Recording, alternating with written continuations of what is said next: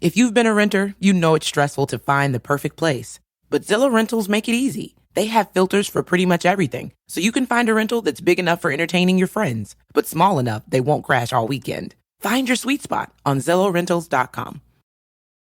Leverage Redemption comes to IMDb TV, and the con is on and more exciting than ever. The team reunites as they take justice into their own hands, not to mention adding a few new exciting recruits. For this crew, the stealing is mutual. There's no shortage of bad guys, and the con game has only gotten more complicated. Don't miss out on the action-packed heist and discover why crime is fun when you're the good guys. Leverage Redemption, now streaming free on IMDb TV.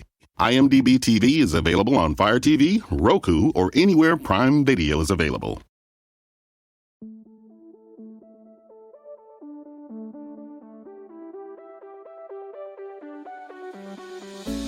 You're listening to Two Chunks and a Hunk. Movie musings for mostly everybody.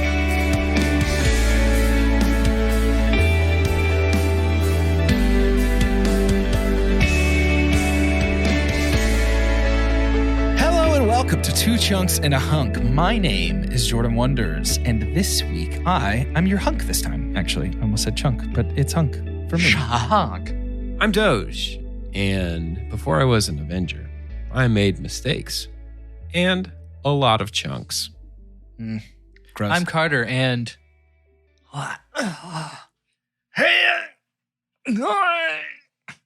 it's still chunks. Oh boy, David Harbour. I mean, that's not who we're not talking about a movie yet. Oh man, What a catch. Hey, why are you the hunk? yeah, I got new glasses. So we're talking about a movie this week. No. You That gotta tell tells us you- more.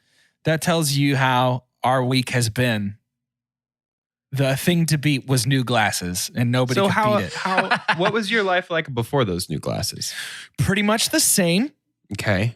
My prescription did not change very much. In fact, these glasses are shaped slightly different, so I am still getting over the first few days of new glasses motion sickness. Yeah, okay. See, Where, that's like, something. This your is content. peripheral- This is podcast. You know, your How's that motion peripheral sickness treating vision. you? Yeah. It's like things move differently, so I'm still getting past that. It's better now than it was Okay. the last couple of days, but it doesn't feel like I'm wearing my glasses yet. Yep. So I'm getting used to that it's a little tough. bit. It's tough, you know. And they're It's tough. they're clear frames, so I can see like more light. I don't know. It's weird. It's different. It's I got different. a new prescription in January, and that was a new contact prescription as well. Oh yeah. And I had the new contact motion sickness, and you can't escape that. Oh, I've I'm never just gotten it in from this- contacts. I was in this vortex of motion sickness. I didn't even know that Weird. was a thing. I usually Carter, do only you- get it from the lenses. Carter, are your eyes good? Yes. That sucks. Lucky. You serious? I'm about serious. one more notch up on my prescription from having to pay money so that my glasses lenses are not Coke bottles. Like they basically were like, okay, so you can go ahead and do it for this one if you want, just to shave them down a little bit. But if your prescription goes up any strength, we're probably going to have to tack on an extra like $60 fee in order to shave them down and make you special lenses, or else they won't fit in the frames of the glasses anymore. And I was like, oh, that's cool. Your very bad eyes need a lot of love and attention. Yeah. My right contact is as thick as it can be without being like basically a smarty. And so I'm in exactly that same boat.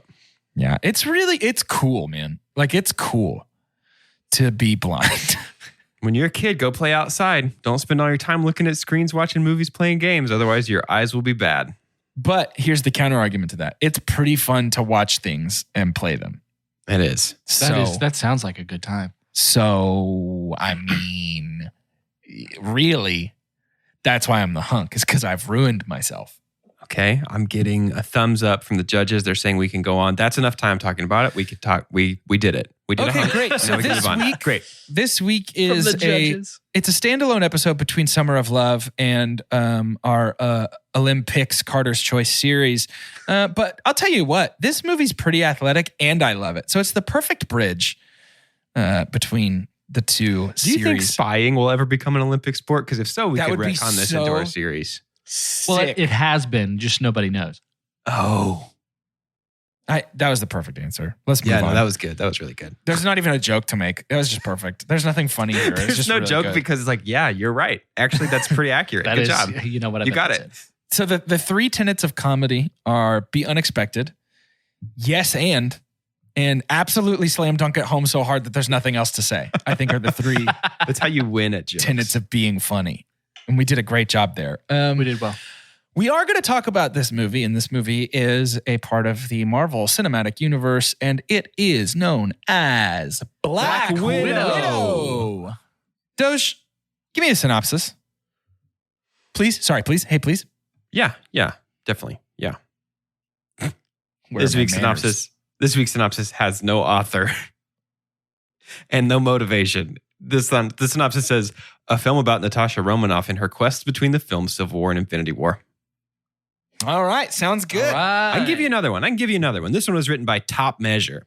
Top Measure says, in Marvel Studios' action-packed spy thriller Black Widow, Natasha Romanoff, a.k.a. Black Widow, confronts the darker parts of her ledger when a dangerous conspiracy with ties to her past arises. Pursued by a force that will stop at nothing to bring her down, Natasha must deal with her history as a spy and the broken relationships left in her wake long before she became an Avenger. All right, guys. Can I get my super dump out of the way right now? Ooh, all right. Dump on So her. that this is the lens. We talked a lot about lenses today. Maybe that was strategic. This is the lens through which I watched this movie. Sure. My super dump is that this is too little, too late. Okay. I am completely in disbelief that Marvel chose to make and release this movie even a year ago when it was supposed to come out. This kind of vibe is not really what these movies are anymore. And like the whole thing feels like, Scarlett, I'm so sorry that we didn't give you your solo film before we killed your character off. Let's just crap this one out real quick. This is maybe the first time in a long time that I've been bored in a Marvel movie. I just like we talked a little bit in our Loki episode yesterday about how most of the reason that these movies exist for like is the hype culture, and that can be hugely helpful and elevate mediocre movies to must-see status. I think of things like Iron Man 3. It's pretty mediocre, but the fact that it's a direct sequel to The Avengers and a direct prequel to about 30 other movies makes it sort of a must-see.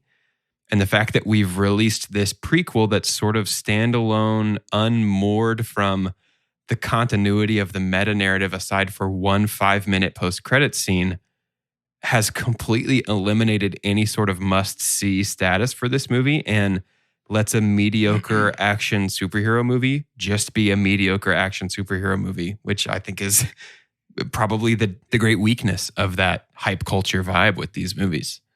So my super dump is why.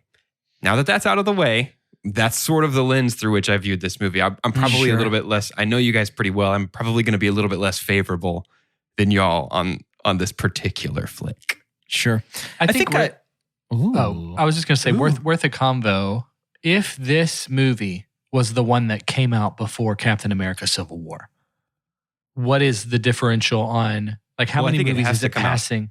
I think it has to come out after Civil War. Why? Because it takes place after Civil War. Did you mean before? It takes after place Infinity during War? Civil War. It takes place immediately after Civil War.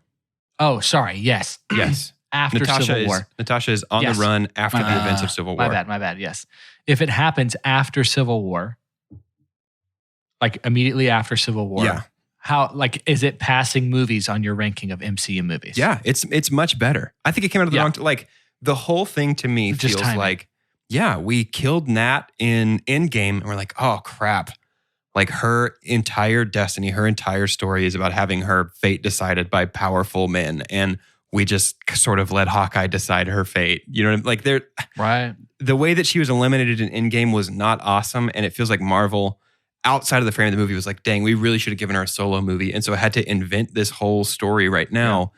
We should have given Black Widow a solo movie, and it should have been what released instead of Ant-Man and the Wasp between Infinity War and Endgame.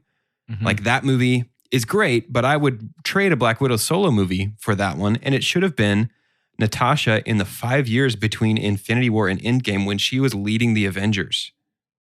Yeah. That, to me, that's your solo movie. This stuff like doesn't super duper matter except as a very long way to set up Yelena as the next Black Widow in the Thunderbolts or whatever whatever Elaine is putting together. Yeah. I agree with a lot of what you're saying. The one things I will disagree with, and we'll have more time to talk about it, is it didn't feel like a mediocre action movie to me. I think there were a lot of big set pieces that I ended up enjoying that we'll get to. I will say, though, in a similar sentiment, my super dump is actually our post-credit, mid-credit scene. Yeah. Even though that seems to be, I mean, my super dump is that was the important thing about all of this. Yeah. And so it felt like it completely pushed away and diluted what was clearly supposed to be perceived as the point of the movie in the first place, was to be like, because if it is a scenario where and it likely is, we saw too that Scarlett Johansson is one of the producers for this movie. Yeah. So if it is She's a been scenario pushing for of this saying, for like a decade, man, that sucks. it does suck. So if it is, the point is to finally give her movie, the credit scene tells me actually it's not her movie. The credit scene is, this is Yelena's intro movie. Yep. Packaged in a lot of sorry, Scarlett, which is really unfortunate. Because Florence Pugh is my super pump. Because I think she is the best thing about this movie. And I can't help but it be like, I think she did it with quite an ease. It wasn't like I have to really turn it up because I'm about to be the guy. It was like she just kind of naturally was the best thing about the movie to me. But yeah, we're doing a lot up here at the top. Super pumps and super dumps flying left and right. I was planning on talking about my super dump right out of the gate. But a lot of people are doing that, I hear these days. My it's a real super popular pump, trend in podcasting.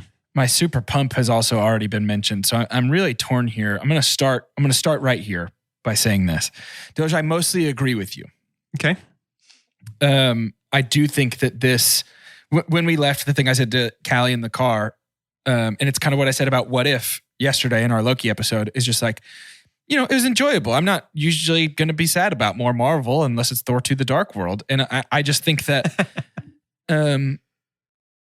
it's like, okay, so? Yep.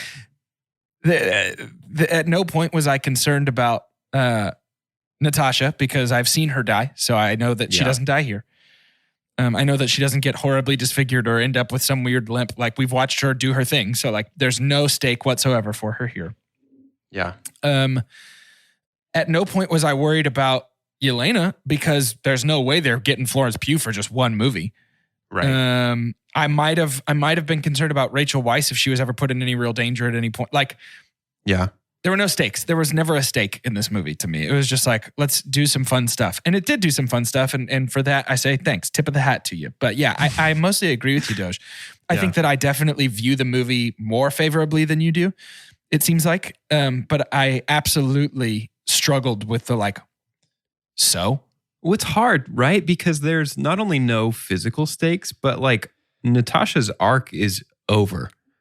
For better or worse, like Natasha was this character who was introduced, mysterious past. She's ashamed of it. And so her goal that she has to overcome is, I am more than my past. Right. And we've given her that arc already. Like, we've watched her through particularly Winter Soldier and Civil War. Civil War, yeah. Exactly. Like, she's had that full arc, and her development, though it was too little at the time, it's already done.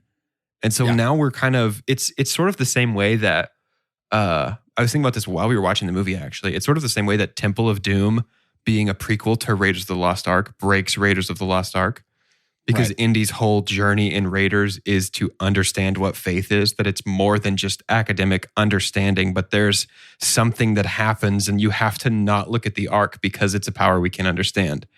And so he repeats that arc in Temple of Doom with the Sankara stones, except now he's learned this lesson once and then has to relearn it again in the chronology of the story. And so we keep arcing Natasha through the same circle over and over again. Yeah. No, I mostly agree with you. I'm going to talk about my super dump now, because this was a harder hurdle for me to leap than even that. Okay. And my super dump is, I don't know the actual runtime of it, like looking at it, but my super dump is roughly the first 45 minutes of this movie-ish. Yeah. Pretty much everything from like it starting up until they decide to go rescue Alexei. Once they decided they were going to go pull Alexei out of that gulag, I was in, and it was an uphill movie from that point. Like I enjoyed virtually every segment of the movie more than the one before it, all the way to the end from that point on. Yeah. But the first 45 minutes were so jumbled and scrambled. Like the pacing was weird. It was hard to follow. And I'm saying that as somebody who like feels like they know a decent amount about Marvel. And, this was not the first time I had watched a Marvel movie or known anything about this stuff, at least to some degree. Yeah. And I just had such a hard time keeping up and following what was going on, even down to some like Bourne series-esque camera movement that made it hard for me to even grok what was happening on the screen. Very much felt like Marvel's answer to the Bourne movies. At the beginning, for sure. And the first confrontation with Yelena as adults, the fight was really cool in the apartment, but I could hardly tell what was happening, which made me feel old. And everything, man, it was just like they're introducing so many new concepts and characters so rapidly with no time to breathe. It felt like the first time I started to like it a lot more when Yelena and Natasha were in the car talking about her vest. And it felt like, oh, this is the first time we've had a sit down conversation between two characters in this movie. Right. It felt like I could breathe. But yeah, about the time they go to get Alexei is when I was like, oh, I'm in. This is great. But yeah, the first, I don't know, what would you call that? 45, 50 minutes? Yeah. Were really tough for me. Also, it was pacing I weird. did not like opening credits. Yeah, that was strange. Can we talk about that for a second? I don't like it. Yeah, that was really strange. It felt very much like, Bond movies do this. It felt like 2003, right? Yeah. That's what I mean by this movie. Like, this is just not what... Like, this is the best superhero movie of 2006. It's like, this is just not what these really are anymore. And that's okay. I mean, Marvel's movies did start to all sort of feel the same leading up to Endgame. They've all got this house style where they're all sort of Guardians of the Galaxy. And so this is definitely not that, but it's like, it's what you were doing 15 years ago.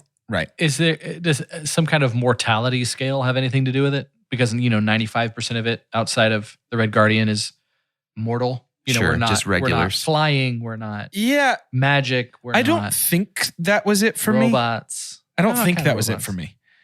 Okay. I think that for me, a lot of it had to do with style and stakes. Do you think this is better as a TV show? No. I don't know. I've been wondering that because I'm way more interested and way more enjoying Loki than I was this. Because that feels more like what Marvel movies now, this is the meta narrative is this big sci-fi fantasy story.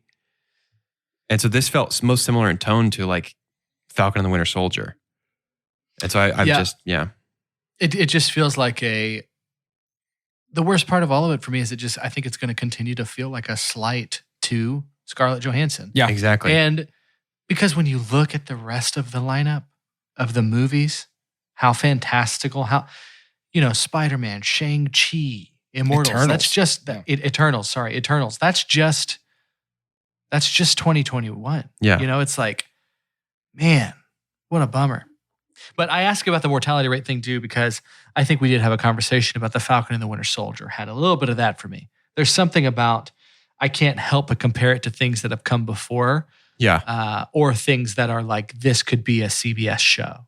Yeah, right. Like a major network show. And that's tough because I really do think there are some fun, fanfare, fantastic moments.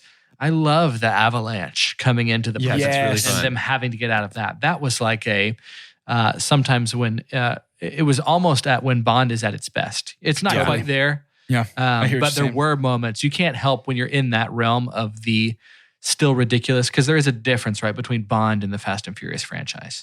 Right. There's a more seriousness about it, which is weird. When this movie was funny, I thought the jokes were actually funny and didn't feel like ham-fisted or forced in. The jokes were great. We needed way more current day, and I say current day. I know that the MCU timeline is effed up, but way more of like all of them in their current state. That 4 family members. Yeah. Yep. Way more interactions with them, because when they're at Melina's home with the pigs, that might be the best 15 to 20 minutes of the entire movie. It's so good. Is their interactions with it. When we had Harbor and Pugh in the bedroom together, and he's trying to be Singing a American dad, Pie. and he still can't. But then he's sweet, right? Dude, and it's so so it's good. Just like Let's talk about David Harbour for a second. The casting was great. I think the casting was almost my super pump, were it not for even amidst the casting of these, 75% of our characters are new in terms of our protagonists. Florence still manages to be the best part of that, but it wasn't by a landslide. I think David Harbour was incredibly charming. David Harbour was so good. Like nothing I've seen before. So they were great. David Harbour in the gulag talking about fighting Captain America was hilarious. His interactions with the family, putting the suit back on was all so funny. Yelena making fun of Natasha for the way she always lands and flips her hair back. Yeah. Very meta, very funny. When she tries to do it, and is like, don't like it. Nope. Yep. So good. I thought the family element was really, really well done. Really fun. Rachel Weisz is fantastic always.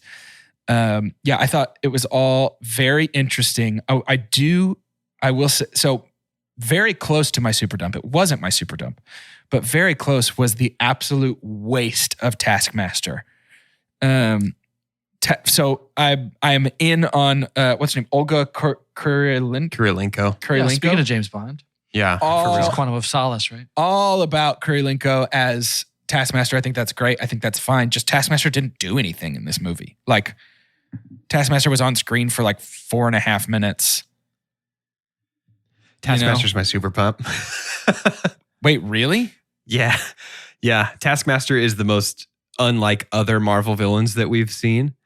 And I get that she wasn't the big bad. I think this is a cool interpretation of Taskmaster. It is. Sure. I'm not worried about her being the big bad, by the way. Yeah, far and away, like one of the most significant departures in terms of villains from the comics that Marvel's ever made. Yeah. I mean, it's on par with the Mandarin reveal in Iron Man 3. Still cool though. Still cool though. Like, there was the moment where like this is the closest a superhero movie villain has ever come to T-1000 for me. Yeah. And I love T-1000. Yeah. And so Taskmaster was, to me, the most interesting idea in this movie that I wish they'd spent a little bit more time with. But the mimicking Taskmaster was so vibe, fun. That was awesome. Like when we could look and see, okay, she's copying Black Panther or she's copying Spider-Man. There's a the kick Spider-Man. That she does. Even the slide down the building was how Spider-Man lands on Thanos' ship. Yeah. But that stuff is so cool. And that's a thing that you can't do 10 years ago. Right. You have to have this decade That's of storytelling. So to me, that's the most interesting thing going on in this movie. I agree. I was just disappointed that she was on screen for 4.5 minutes. Yeah. Yeah. I think what I appreciate too about Taskmaster's abilities and stuff is it wasn't spoon-fed. It was, hey, did you catch that? Like some of that stuff was really subtle. Until it was. I think if you had... Right. If you look away for a second, you get the Black Panther thing is 2 seconds. Yeah. Yeah. Of having the claws come out and stuff. But that was great. Now, the obvious are like, Captain America having the shield. Hawkeye, obviously, with the bow and arrow. If we're on Olympics here, can Taskmaster chunk that shield further than Cap? I mean, there was some distance. It feels like smaller and more dense. Yes. Feels like it would hurt more. I think when we're talking about Taskmaster 2, the action, like the filming of the action in this and the realism of it, made me realize how bad the choreography is in Loki. Yeah, how much I like Loki better than this. Yeah. But this was like okay. The fight choreography was dope in this movie. This is a film. I see. So it's like, the moments too.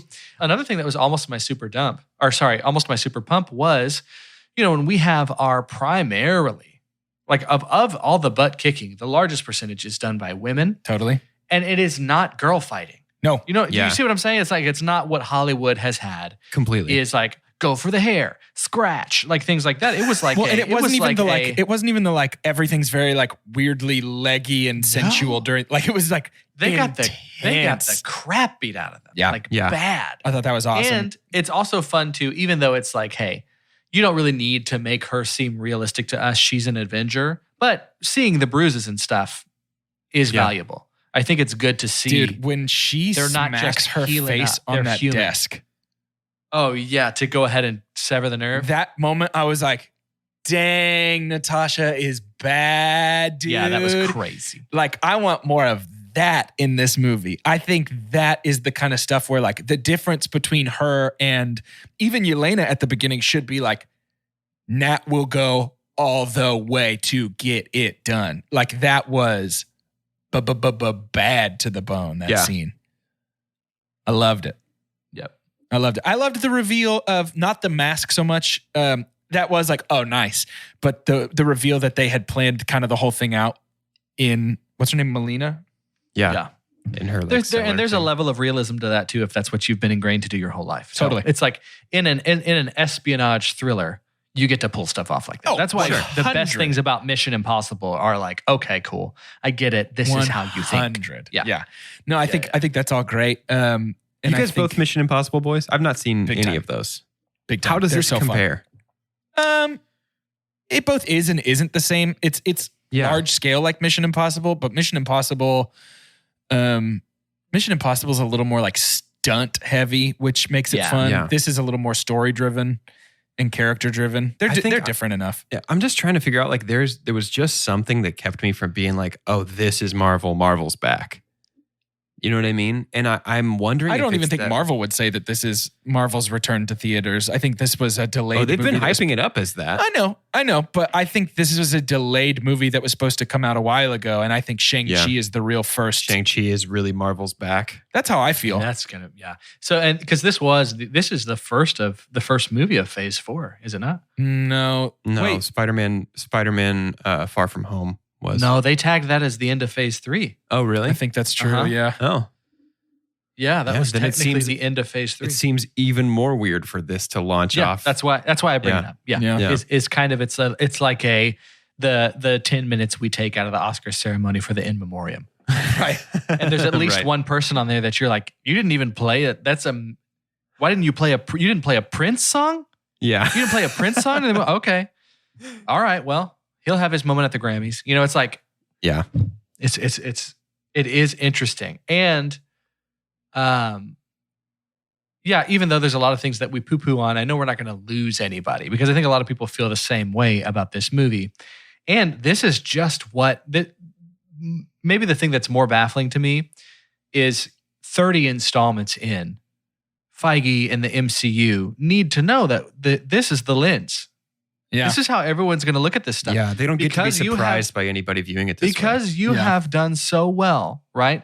There's like art collectors in the world. And you could like, if I'm pointing to a piece on the wall that I'm really proud of, and it's an artist that you know, but you don't recognize the artwork, that's a little like a bummer for me. Yeah. I want you to walk in and be like, oh, is that Van Gogh?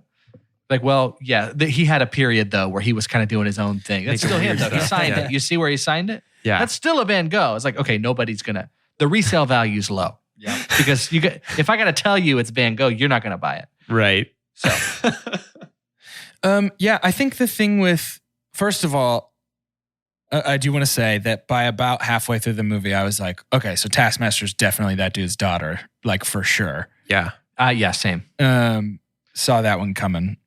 Doesn't mean I didn't like it, just saw it coming. No, yeah, I thought that was really good. But I wish that sort of the conceit of the movie, hey, here's the reasons we're upset at this guy. He stole our childhood and our choice from us when we were young. He's very dangerous to the entire world, and he's still doing it to all these young women. I wish we had stated that earlier in the movie so that I had a convincing reason why it's like, we got to go kill this dude. Because maybe I missed something, or maybe it's something I should have known from something else. But when they were like, I guess we got to go kill him, I was like, all you know right now is that he sent Taskmaster after you. You don't really know what the whole thing is. Yeah. Yeah, I think they know that there was some that he was the ringleader for the widows. For sure. They knew No, at least definitely. that much. And it did look like a shocker to see how much. I think she did not know how massive his influence But I was. think Florence Pugh I think Yelena brings up a really great point when she's like, why didn't you roll in here with Iron Man and Thor and just mess this dude up and set all the widows free if you knew he was still around doing this stuff? I mean, and she said especially because she said she thought he was dead.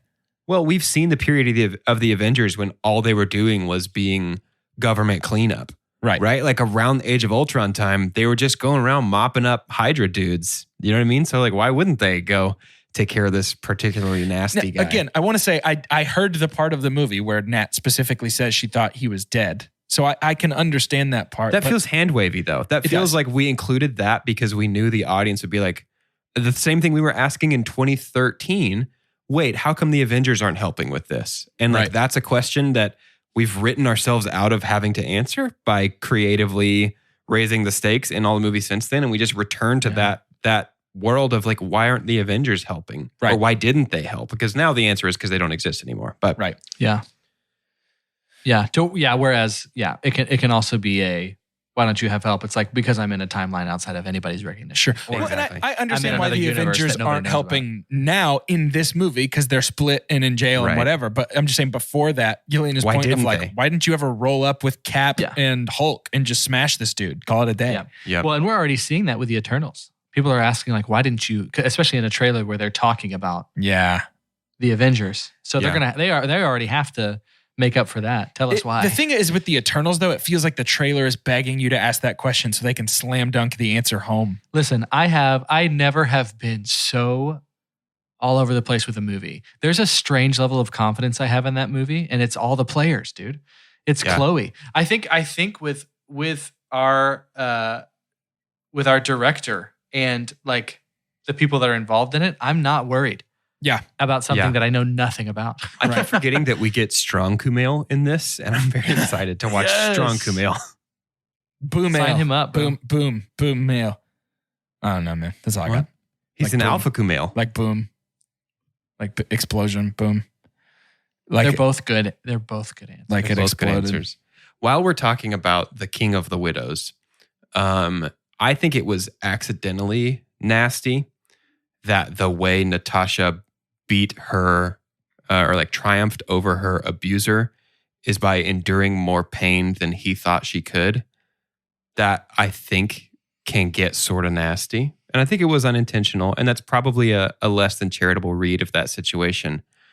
But there's something that was, while I was watching, I was like, oh, this is a little nasty. Like she doesn't win by holding on to the humanity, by resisting like him trying to strip her humanity. She wins by being able to take more pain and to take more physical punishment than he was willing to give her. It's just, I don't know. I think there was maybe a less gross way, probably a less gross way to interpret that, and also a less gross way to I didn't write get it. that read at all, actually. Yeah. My read was she got to rub it in his face that he just literally wasn't strong enough. Yeah. My read was that she was just he could not able to outsmart him. She was just like, yeah, I'll break my nose. Let's do this. Yep. I don't know. From my perspective, it felt empowering that in that moment she got to be like, yeah, I'll take a little more pain to take this dude. It didn't feel like it was demeaning or like, I think sometimes those moments can feel like it's still like some weird sexual power dynamic. And I didn't feel that from that. It felt like Nat, by her own choice, smashed her nose so that she couldn't get the pheromones to the receptor and was like, let's do this. I thought the pheromones were a little dumb too. That I also thought the pheromones were a little deep, dumb. Deep conditioning deep in her brain. The pheromones thing dumb. is very early James Bond to me. Like very like, but you see, the thing you didn't foresee happening is that I have been smelling unpunchable. Yeah. You know? I don't smell punchy. That's a non-punchy smell. The two best smells are You Can't Punch Me and Let's Go to Shout Announcements. Oh, boom, crash. I just superhero landed on the ground. I flipped my hair back. Welcome to Shout Announcements. The part of the show where we give shout outs and make announcements. I want to give a shout out to our Patreon Discord channel. Those of you on the Patreon Discord channel, you already know it's nothing but love. But for those that aren't a part of it, we got we just received such a compliment that I've just been riding high on for like 48 hours straight now at this point. And that's not to be like, come on Discord and compliment us, but just like the power that Discord has to make my day is so intense and magical.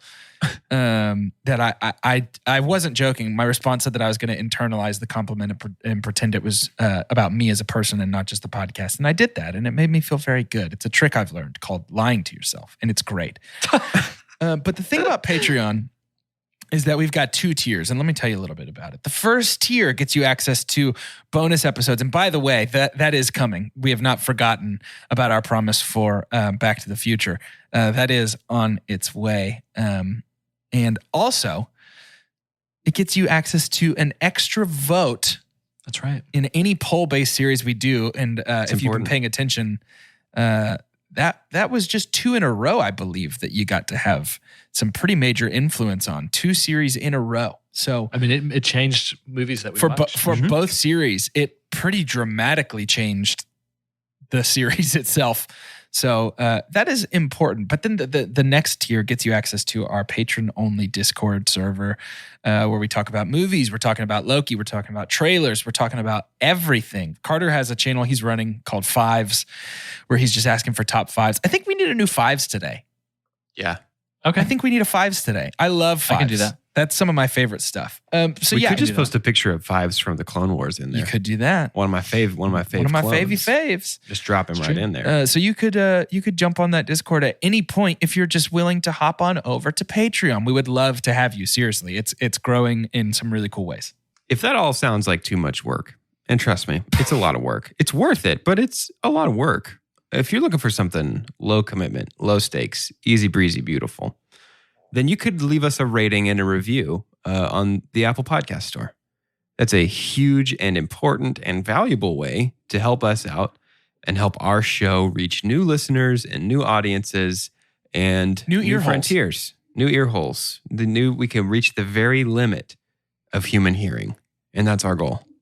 Reviews are one of the big parts of that algorithm that get us up the charts. I was doing some research recently. We talked about this over in Discord, but there was a time when we were the 11th highest, like the 11th most popular film review podcast in the United States. And a lot of that has It was to for do about with an hour and 45 minutes.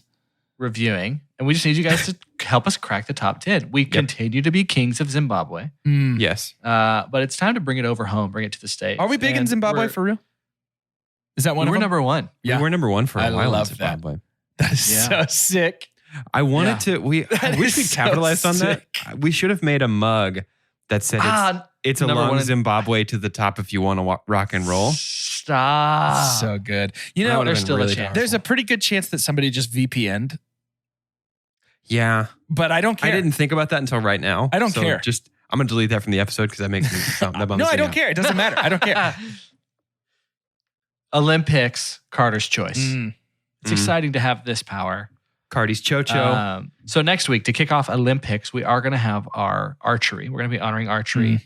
It was in the second Olympiad. Why can't it be a part of the very first Olympics? So Robin Hood, Prince of Thieves. Sure. Okay. Sure. Excited to watch that, by the way. Do what? I'm excited to watch it. I know neither of y'all have even seen it, and y'all get to come to me. I've listened to the soundtrack about 10,000 times. We've seen, yes, we definitely have. We definitely have. And so that was our kind of fun, like, hey, let's be really loose with the rules. But now it's time to do something that is very legitimately about competition. It's very legitimately about something that you see in the Olympics year in and year out when we have those in our Summer Olympics. Very legitimately about 1984, 2 hours and 6 minutes, rated PG.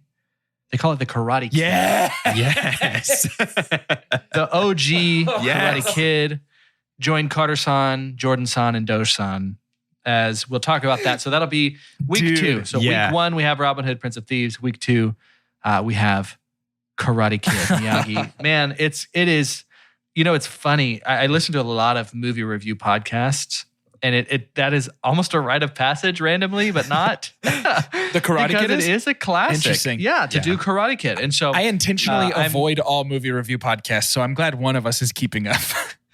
Yeah, I'm excited for that. And so that'll be week 2. So it's a hot start to the Olympics. Dang. Well, I guess it's time to put that. these shout announcements in a body bag, Johnny. My super pump is Florence Pugh. We already talked about her, but I was just going to wait on it. She's the best part about this movie. And even if this whole movie was just some sort of like underhanded way just to introduce Florence Pugh into the MCU, the MC Pugh, if you will, I'm down. She's good in everything. And she so effortlessly fits into the MCU. Yeah. Like it was like a glove. David Harbour was great, but Florence Pugh, just her humor, her attitude, the whole obsession with the vest, she was perfect, dude. And she's so different from Nat that it's not just going to feel like, okay, we killed Nat and we kind of want to bring Nat back, so let's just bring Yelena in. Like they're very different personalities.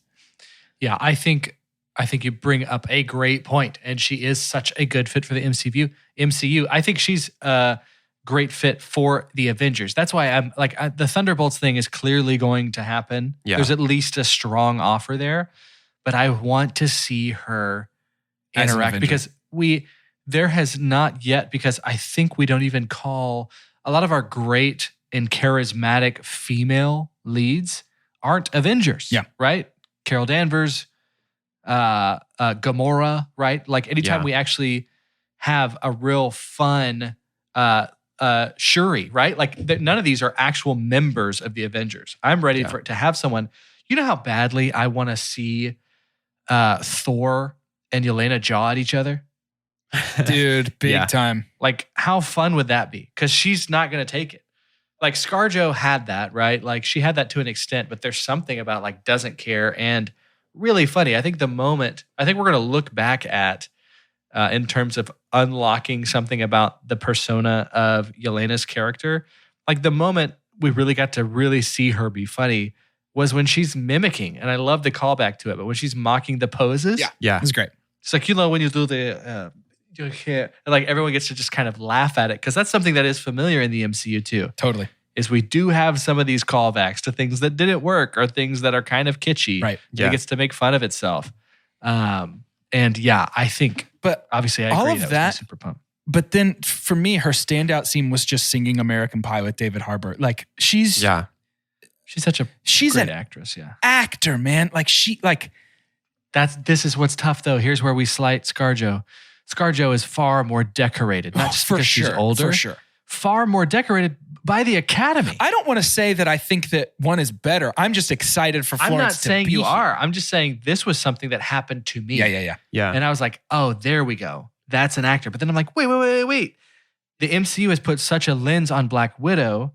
To be honest, it felt like the first 2 or 3 installments were gross. Yeah, she was just a leather. Symbol. Yeah. She was a close-up leather butt. Yeah. Yep. And that was so stupid because even then, she is known for, some of the poo-poo reviews about Black Widow were saying like, hey, we have ScarJo in this out-of-body experience role of like under the skin among many of these things that she does that are just these really niche Angelica Film Sitter type movies and the lead for Midsummer, right? And so it's like we have these way out there and they're in blockbuster movies. And it's fun that we get to do that they get to both be there. But one of them is being curated. One of them is being taken care of. And the other one is recovering. And it's too late. And that's what's such a bummer because she is so talented. And she gets the room too. Like she also has moments that were incredibly emotive. This is the most emotive she's been because she's got the whole screen, right? Yeah.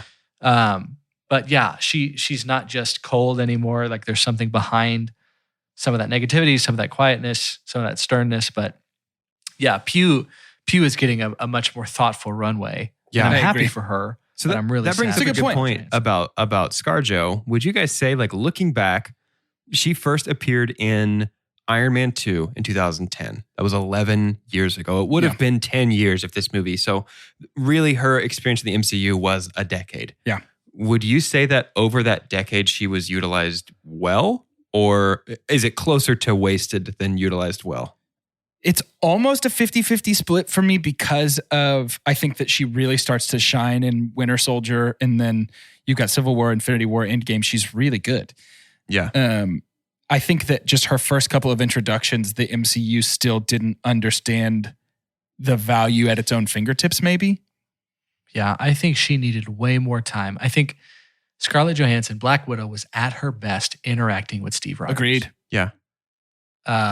Felt like two sides of the same coin. Yeah, and because most of her time was spent with Hawkeye. And I like her with Jeremy Renner. I think they are fun together. I do too, but I don't think he allowed much depth for her. That's why, That's fair. As awful and as heart-wrenching it was to get the Soul Stone in Endgame, this felt kind of new to see them this intense with each other, right? Yeah. We kind of sped it up towards the end. It's like, I think the evolution of Black Widow was, oh, okay, so this Bond girl is sticking around. We don't usually see that. Bond girls kind of just come and they're pretty and they so maybe kick she butt dates and the they never Hulk? come back. I don't know. What does she do now? Yeah. Yeah, I and so what love does she her do? relationship with Banner, dude. It should have just been that. I didn't need it to bounce around. I didn't want to ever think that, oh, it's the only girl. Right. Yeah. So we can't decide who is going to help her have an identity. Right.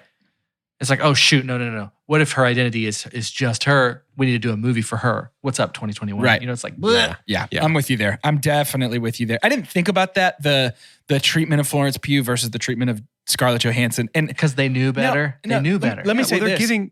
they're giving her material. They're giving her stuff to do. Yeah. I don't want to speak out of both sides of my mouth here. I am glad that Yelena is being treated as a fully fledged character. Sure. It is a bummer that it is in a farewell movie to the one who had to pave the way for her to do that. That's what it is. It's the paving of the way that doesn't feel fair. Yeah, but my guess is ScarJo is proud to have paved that way. It is unfortunate that she had to in the first place. For sure. And I want to be very clear that if it came across that way, my intention was never to poo-poo on ScarJo, but instead just to say, Florence, great job. No. I'm sorry if you thought I thought. No, I did not. I love ScarJo. I think she's an incredible. Well, I'm sorry if you guys. actor. I'm sorry if you're sorry that I thought I was sorry for it. For sure. And if we're all sorry for it, then I even need to be sorry for you being sorry of us being sorry. Well, yeah. Adam just texted me and said he'd like to apologize for the way that we're sorry about like all the stuff. Adam just texted me a YouTube link called "Breaking My Silence." Why you should know I'm really sorry. So I'll watch that later after this episode's over. Oh, it's a Rickroll, Adam. Be serious for once. And in the moments, and so I think something that would have made this a really bad experience for me is what's fortunate is we do still get some of the bread and butter MCU stuff. Totally. And I think it is worth talking about. With the fighting Marvel while Cinematic falling Universe. through the air, perhaps? I mean, fighting while falling through the air. Yeah, that was good. Bread and butter. I honestly, y'all, I think one of the pillars, I don't know how many pillars we could create here, but one of them has to be humor. Totally. That's a special thing about the MCU. Thank you, And I think RDJ. the moments too, it felt like a surrogate for that really was David Harbour a lot of the times for him to be able to grab them and be like, you've killed the most. You were the best young assassin of all time. Did anybody get Hank vibes from that scene? Yeah, you completely. have killed so many people together. Your resume is dripping with blood. You know, it's like, this is something worth being happy about. Here's what's unfortunate. I couldn't get Gru out of my head a lot of the times too, which is interesting. Gru voice. Really? I think when Red Room blew up in my head, I was like, knocked over. And I was like, oh, dang it. No. Like just so mad about that. When he's fighting, I did think it was weird that part where he was fighting Taskmaster and he was like, light bulb. I thought that was... Bro, Yeah. He broke that dude's hand in the arm wrestling. That cracked me up. I was And like, then that dude was like, banana, you know? And I was like, oh, come stop. on. Yeah. Stop. Yeah. The humor was there and it was great. And I needed way more because Rachel Weisz also feels like she was underutilized. This is someone else who is a killer on the screen most of the time. I'm thinking of her in The Favorite. Yeah. And then she kind of gets kind of a little, I'm glad it was her. I'm also glad they kind of went out and got somebody even for those smaller roles. It's something I appreciate. Yeah. If I don't get more information on why Alexei is so confident he fought Captain America, I'm going to lose my mind. Is that Tales Out of School? Is that check out how big this fish was that I caught one time? Yeah. No, it's Or does absolutely he that. genuinely believe he fought a Captain America? Was he fighting Isaiah Bradley at some point? Was he what was going on? I think he's telling tales. Dude, but he seems Genuinely. He seems so sure of it. I don't know, man. I would love to find out that he'd fought Isaiah Bradley during the Cold War or something like that. Maybe fought Bucky or something. Yeah. Yeah. Yeah. It felt like there was like a lack of a connection to the larger Marvel world as well in this to me. It felt like a little weirdly isolated in a way our movies haven't been in a while. Yeah. Outside of just talking about it. Outside of we reference Hydra and we reference the God from space, but it felt like that's the kind of stuff we used to do in like Daredevil, where it was like, we're not allowed to talk about this stuff. It's like, you could do that. Like, I guarantee you, if you had said, hey, we need you, Chris Evans, grow your beard again. We need you to get off the plane and tell Nat we're going to go look for the rest of the Avengers. He would have done it. Yeah. You know, like there's no reason for this to be as isolated and insular as it is. The other thing I didn't think about until right now, like at no point was Stark technology. Did Tony ever come in and be like, there's like a big floating fortress that's cloaked inside of a cloud. Should any of us check that out real quick? Just to make sure it's cool. Yeah. Yeah. I think on the flip side of that ask, which makes complete sense, is, you know, ScarJo's spent her whole MCU career Playing second fiddle to those guys, exactly. with those guys. So Yeah. I think to not have them in there at all in the flesh, I mean, too little, too late again, right? Yeah. But That's why this movie, if you want to make it so standalone, widow-centric, has to take place during the blip. Like it has to be. It has to be in Like what those you were 5 saying, years. while she's running While she's I'm in. leading the Avengers. How is that not the movie I'm in. that you make? How is it not, hey, the guy who was in charge, we found out there's a bunch of widows. Somebody just kicked the anthill. All these widows are coming out. And the guy who was controlling them got snapped. So they have no directions. They're killing everybody. You've got to go stop all the widows. that's great. And I know we've said this before. It's real easy to armchair quarterback that stuff. It definitely is, but I know we've mentioned this exactly before, but I just want to say again, with Florence, with Rachel Weisz, with even Olga for the little screen time she got, and how cool I think Taskmaster is as a concept. Like MCU's already doing it, but let me just say, as an MCU fan, blow it out of the water. Women and people of color everywhere. Let's do this. I want to see the MCU look like the real world. Like I'm excited that it seems like we are just not only are we not shying away from it, but almost that we are like intentionally looking for any opportunity or chance to cast a woman or cast a person of color as a role. And I am here for it. With 2 exceptions, 3 if you count Black Widow, we've spent the last decade telling white male stories. Right. So Yeah. anything fresh is definitely welcome. Yeah. Did you see what Angela Bassett said about Black Panther scripts? No. She's seen 5. What? Like rewrites Like for 5 have come across for her desk? Wanda for Wakanda Forever? No. She's seen like plans for. People are saying she like let it slip that like it is a 5-movie series. Whoa. Like she has seen like 4 more. Wow. Oh, that makes me so sad and also happy. Like Yeah. I know, it's wild. the fact Wow. that there's a very real possibility that we're going to get to a point where Black Panther has been played more by somebody who's not Chadwick Boseman. I know. Also, what if like literally the show, that could also be a place to get Killmonger back in. Like maybe we can actually get him in, not to be Black Panther, but to be back in Wakanda. I don't know. Yeah. I don't know. Anyways. Yeah. Anything's possible in the multiverse. That's what they always Anything's possible. That's what they always say at church camp. Anything's possible if you just believe in the multiverse. You're not going to catch Jordan being sad if we find a way to squeeze Michael B. Jordan back onto the silver screen. I'll never complain about that. Isn't he like on lock to play Val-Zod or something? I don't know what that is. That's Black Superman. Not Idris Elba from Hobbs and Shaw, actual for real Black Superman. Is he really? Oh. He's mean, been heavily double rumored dip, for dude. that because the J.J. Abrams Superman is Black Superman, so it's probably Val-Zod. You know what would be great is if instead of that, everybody just came and did some Marvel movies and we just stopped making DC movies for a while, let it take a break. I don't know. Actually, I say that, but the Matt Reeves Batman can be pretty tight, I think. Yeah. Also, if we're talking about DC movies, I'm excited about the Jim Gunn Yeah. Suicide Squad. James Gunn Suicide Squad. Speaking does of look pretty that, fun. and Idris Actually, that trailer looked pretty great. It does look pretty fun. I was Yeah. shocked by how good that trailer looked. I am kind of interested in that. I take it back. I'm an idiot. Don't listen to my things. It's time to rate this movie. And the way we're going to do that is with science. The scientific cinema scale was cooked up right here in our very own 2 Chunks and a Hunk test kitchen. It is perfect, and it is as follows. The best thing we could ever say about a movie is own it, don't lend it. Buy that poster. That was all one breath for your boy. Been working on my breath support. Don't worry about it. The next best Great. thing we can say is buy it. That's followed by rent it and then stream it.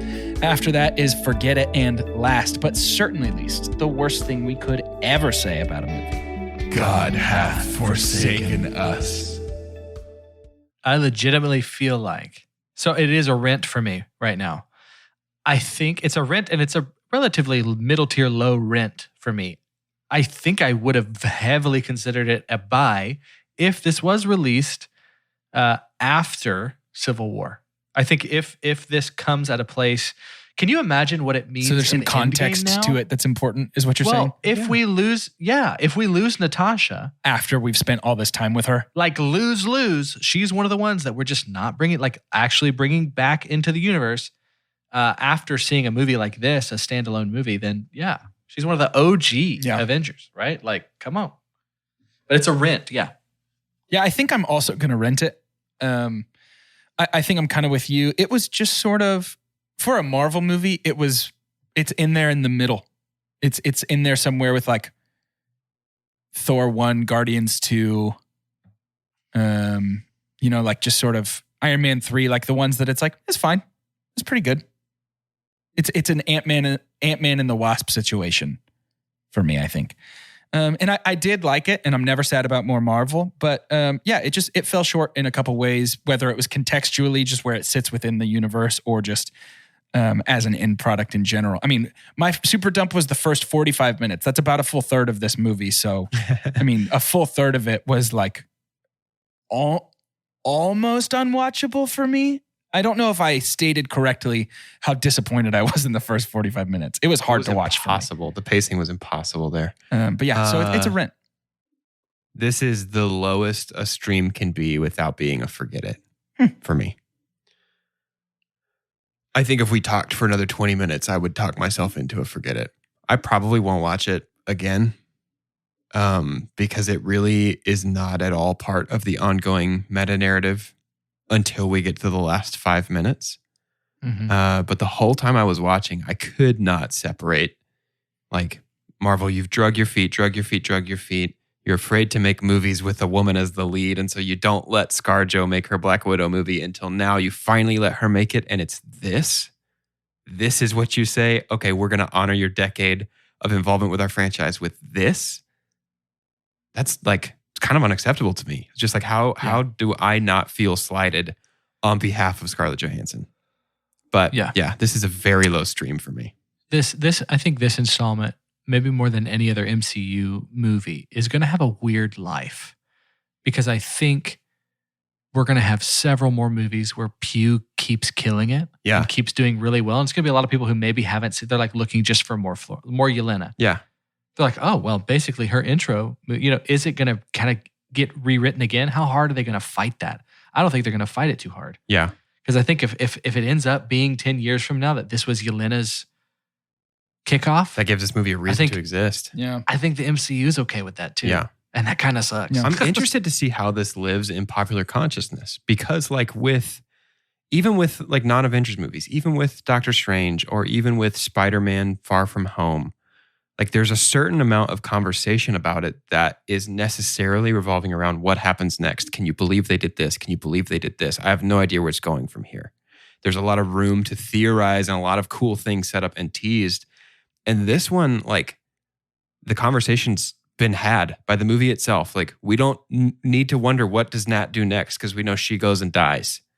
Like, the only thing that can sustain any kind of conversation for any length of time is how long until we see Yelena and Elaine again. Taskmaster. Yeah. I think it would be a shame if we never see Alexei again.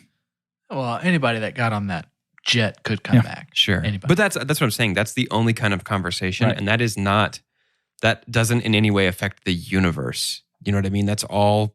The only conversation is around characters we just met. And so that is, to me, that is Marvel playing directly against its strengths of years and years of interlocking narratives. I think we have to assume that Yelena was blipped. I guess. Yeah. For her age to make sense. Well, we didn't even reference the blip. That's the other thing, is like, this is just such a bizarre time to set this movie in, when we don't want to directly reference Infinity War or Endgame, even though Endgame is the highest grossing movie of all time. Like, it didn't feel like they didn't want to reference it. It felt like they couldn't because it was a prequel. Right. So don't make this set in that time. That's what I'm saying. Right. Is like, do anything you can to connect it to the highest grossing movie of all time that you also made. Yeah. Yeah, that's fair. I'm into that. Well, I want to know how much ScarJo got paid for this. Did you hear my voice? Because Because in the end, like, if she got the bag, if they were like, hey, $2 million. Yeah, I don't know. If it's like just a crazy thing, I'm like, okay, cool. Whatever. It feels a little bit of a Did you say $2 million? Mm-hmm. Is that a lot for the lead in a Marvel movie? Oh, I don't know. I really don't know. I mean, that's what I get paid per episode. What do you guys get paid? That's true. Because the outlier is RDJ. Yeah. And he knows it. Yeah. And he's really good at negotiating. I think he was getting like 10 per movie. Yeah. Yeah. Or more. I don't know. To end, Olympics, Carter's Choice starts next week. Robin Hood. It's going to be great. You know it. To end today's episode, I'd like for each of us to say our name, and if we had Taskmaster's abilities, what would we mimic first? For Two Chunks and a Hunk, I'm Jordan Wonders, and I would watch, learn, and mimic Gordon Ramsay's ability to make any food look delicious. He's incredible. I'm Doge, and one thing that I understand is the value of building an interlocking narrative, something that Marvel used to understand and then forgot how to do with Black Widow. And so in the interest of building an interlocking narrative, I'm going to more build off a hostile as it conversation. goes. I know. In the interest of building an interlocking narrative, I'm going to build off a conversation I had last week in our episode about Crazy Rich Asians, where I said that I loved watching people make dumplings because I'm bad at it. And if I was Taskmaster, I would watch every person in the world make dumplings, so I would get very good at putting the baby in the tortilla and folding the tortilla around the baby or whatever. If you combined all of them, wouldn't you just end up really average? Ooh. Is there some sort of way that Taskmaster only, like what if Taskmaster watches somebody very good at piano and then somebody very bad at piano? Do they average out, or does Taskmaster have the ability to be like, that person's good, that person? That's what I want. I think to that's copy. definitely what it is probably like, I'm going to copy that one instead. Because he's I'm probably watched a choosing what lot to of, copy. she has probably watched a lot of people kick. Yep. It's going to be hard to not call Taskmaster he based on years of knowing who Sure. Taskmaster is. Sure, because Taskmaster's male in the comics. Yep. I'm Carter, and if I'm Taskmaster, I think I'm gonna get to as many winery tours as I can. You know, tasting that stuff, seeing how it's made. It's all kind of the big picture is to eventually be called Caskmaster. Mm-hmm. Cask of Amontillado Master. Yeah. Caskmaster. I'm going for Caskmaster. Caskmaster, the cyborg sommelier. That's How much Edgar Allan Poe did you guys have to read? a lot. Lots. It's real dark for just, And I think it's Amontillado. I'm sure it is. But I'm sure it is. There's a lot of stuff I say wrong. I don't appreciate how I'm being laughed at for pronouncing two L's next to one another. Listeners, stay tuned in. I know the music's fading in, but stay tuned in. We're going to hash this out.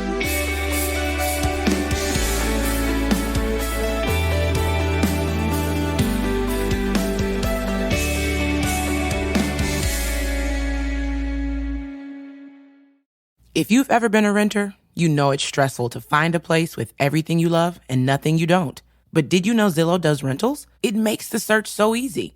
They have filters for pretty much everything, so you can find that place that's in your budget, but also isn't a shoebox.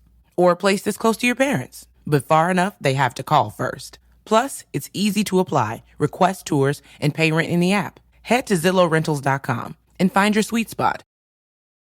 Leverage Redemption comes to IMDb TV, and the con is on and more exciting than ever. The team reunites as they take justice into their own hands, not to mention adding a few new exciting recruits. For this crew, the stealing is mutual. There's no shortage of bad guys, and the con game has only gotten more complicated. Don't miss out on the action-packed heist and discover why crime is fun when you're the good guys. Leverage Redemption, now streaming free on IMDb TV.